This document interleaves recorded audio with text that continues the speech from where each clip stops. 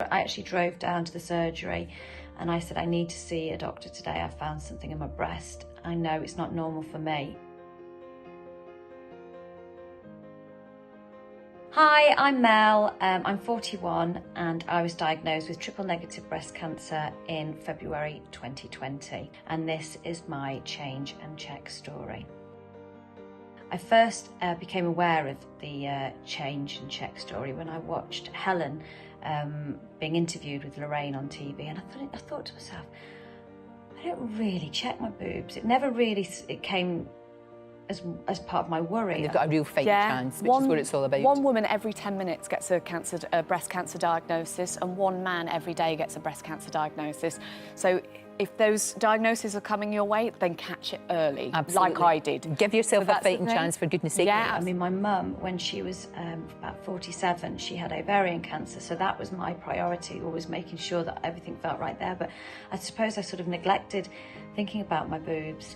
So from then, I've checked, I've become aware of what's normal, and tried to be fairly consistent. So the morning that I actually found my lump, but it wasn't necessarily a lump like a pea lump, it was more like a long, hard bean.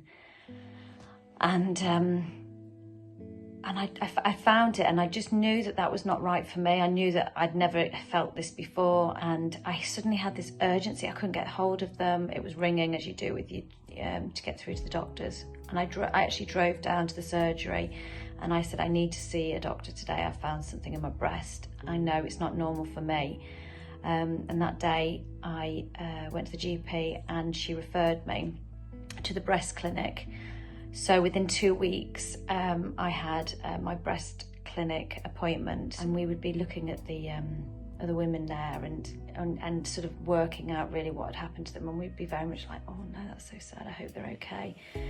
Little did I know that later on in the afternoon, I would be one of those people that had been told that I had a cancer in my breast. I feel quite emotional talking about it now, actually. My sister and I, not long, lost my mum to cancer. So it was all a lot. It was more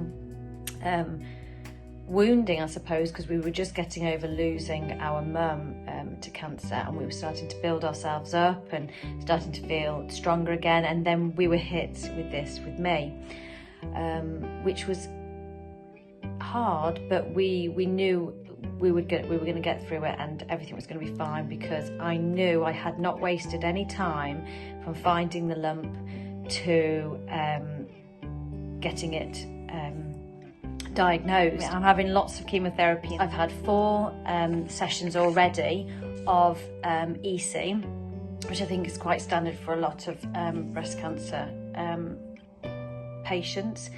I'm going to be having 12 sessions of the paclitaxel, can never pronounce these, and 4 sessions of the carboplatin.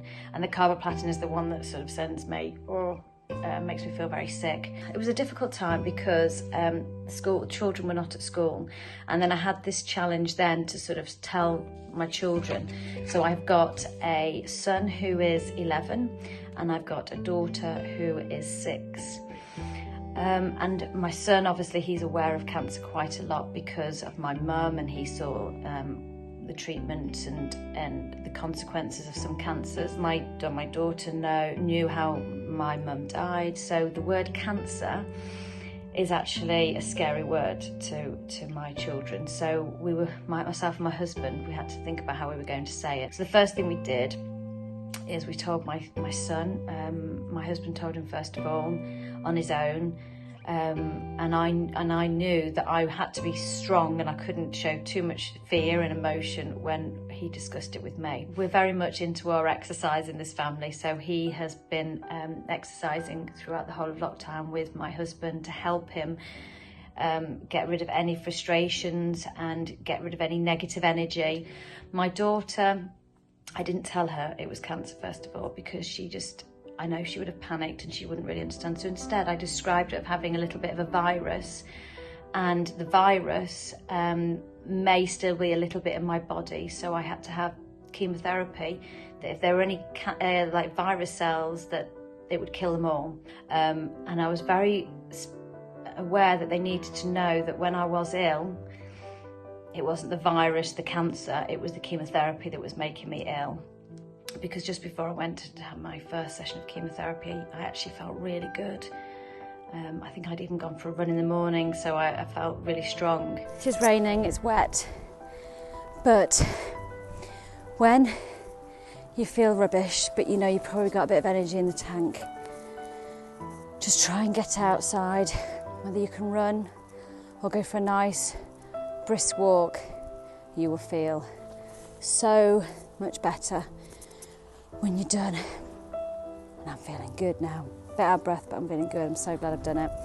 Okay, keep positive. You get through this. So we would still do moments of gratitude.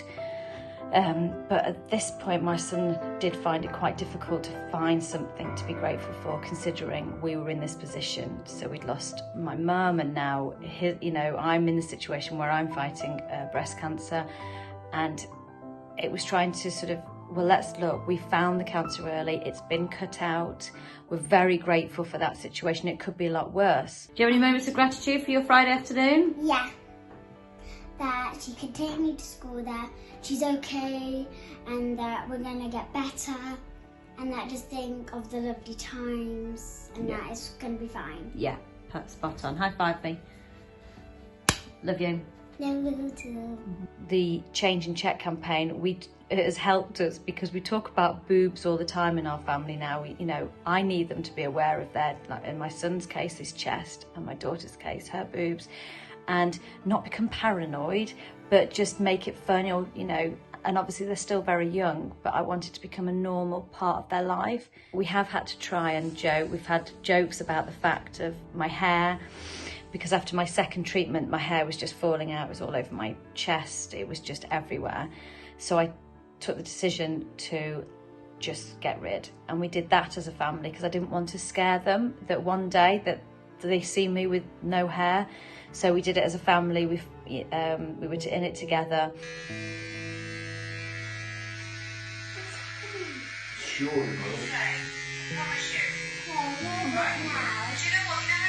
Shall I move my ear? no, yes, no good.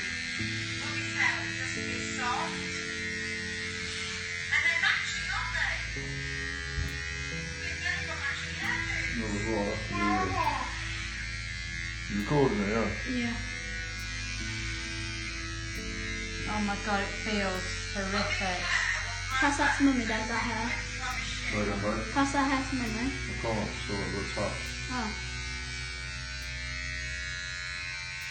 And that was quite emotional because I didn't see myself until I looked at a reflection of myself on the TV, and I just suddenly thought, oh, I look like a cancer patient because I had no hair.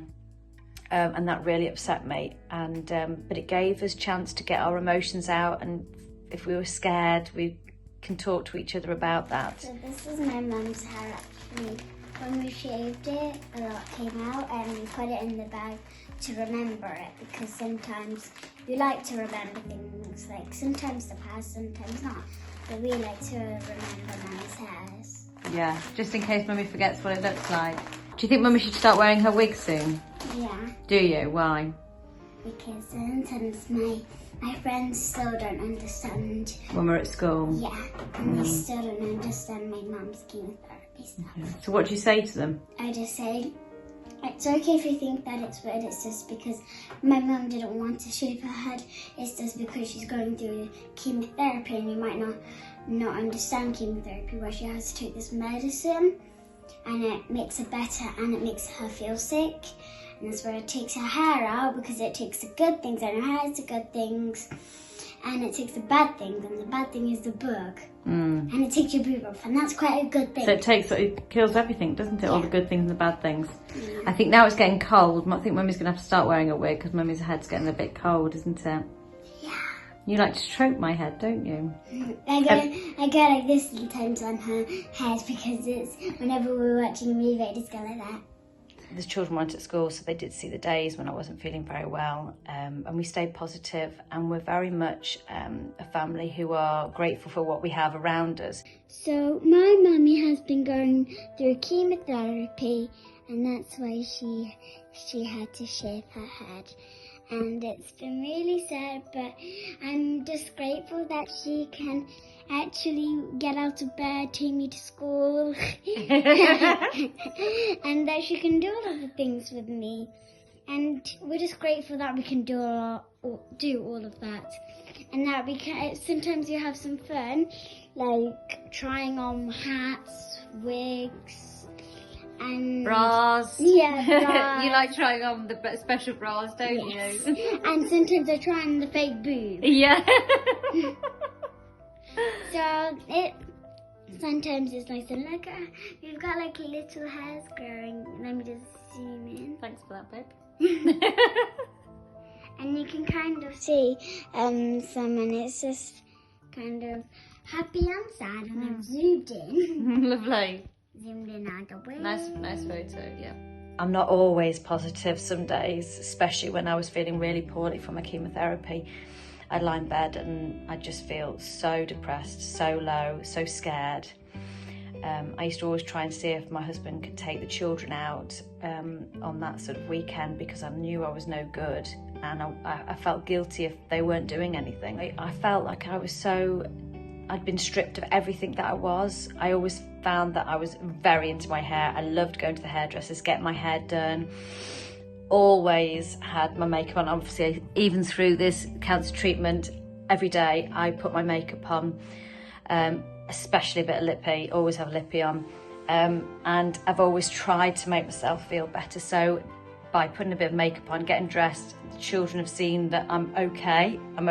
So we've been very open the whole way through, and I think that's definitely helped, because the children have been able to come and talk to me, or my husband, or even my sister, if they've had any concerns or worries about what's happening at the moment. I just want to shout to the rooftops to people to please check, know your boobs, know what's right for you, even if, you know, hormonally we have lots of lumps and bumps, just get them checked out, because it will, or it could, save your life. It's onwards and upwards. Hopefully I've not got too long left for my treatment, and then I can start rebuilding my life.